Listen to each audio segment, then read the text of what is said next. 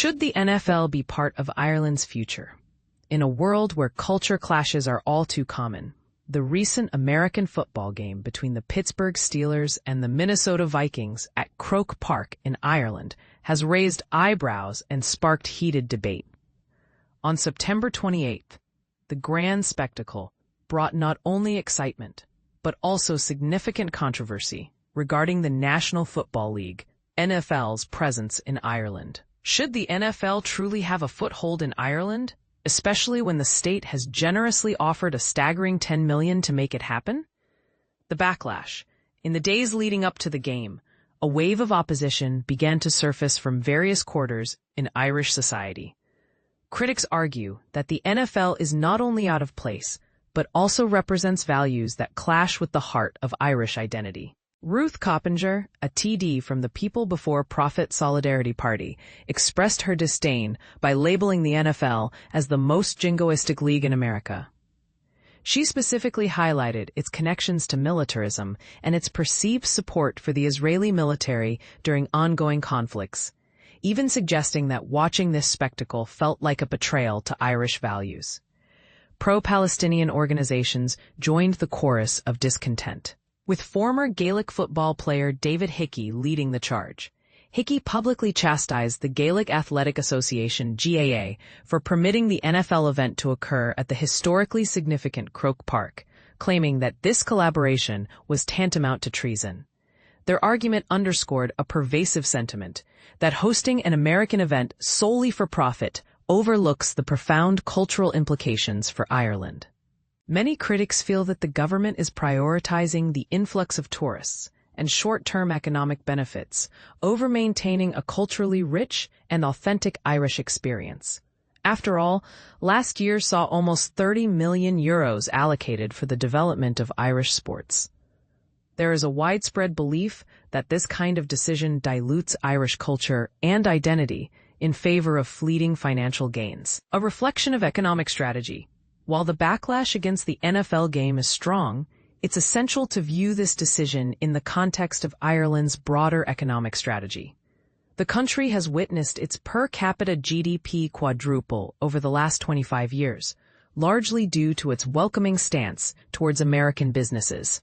In a landmark move back in 1999, Ireland slashed its corporate tax rate from 32% to an attractive 12.5%, significantly enticing American multinationals to establish their European operations in Ireland. This friendly fiscal environment has resulted in a dependence on foreign investment, with foreign-owned companies accounting for approximately 71% of gross value added, the cornerstone of the nation's GDP in 2022. Notably, it's worth pointing out that American firms were responsible for 78% of this foreign GVA. Corporate taxes contributed a remarkable €39 billion to the state's coffers in 2024, underscoring a vital role that these multinational companies play in shaping Ireland's economic landscape. However, critics argue that this economic model has intensified issues like the cost of living crisis and deepening inequality. While some points are valid and reflect universal challenges faced by many Western nations, none of Ireland's major political parties are calling for an increase in the corporate tax rate. Indeed, while People Before Profit advocates for lower taxes than those in the United States, they aim to maintain a strategic advantage rather than overhaul the system. Given this context, the allocation of €10 million for hosting the NFL game, a move expected to generate approximately €64 million in economic activity and €20 million in additional taxes, seems strategically sound. The values at stake. Yet, it's not simply a matter of finances. The core of the discussion revolves around the values that the NFL embodies and projects onto Ireland, themes of nationalism, militarism, and certain ideologies that some find unsettling. While criticism of the NFL's ties to militarism and nationalism is not unfounded, it's crucial to remember that these traits are not unique to the league, but are rather pervasive in American culture. Coppinger's claims about the NFL's support for Israel raise a complex question. The league is not overtly vocal about Israel, leading to uncertainties about her references to player involvement with the Israeli Defense Forces, IDF. These complexities invite further scrutiny of the rhetoric surrounding American influence in Ireland.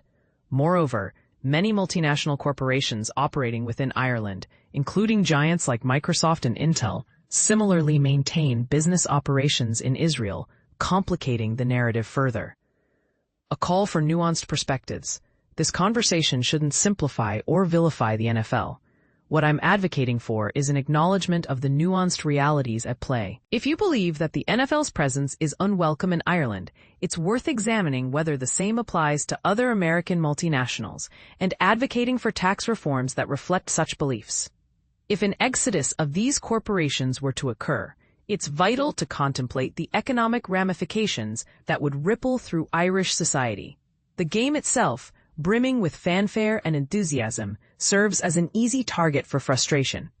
However, it encapsulates much larger issues that impact Ireland's future.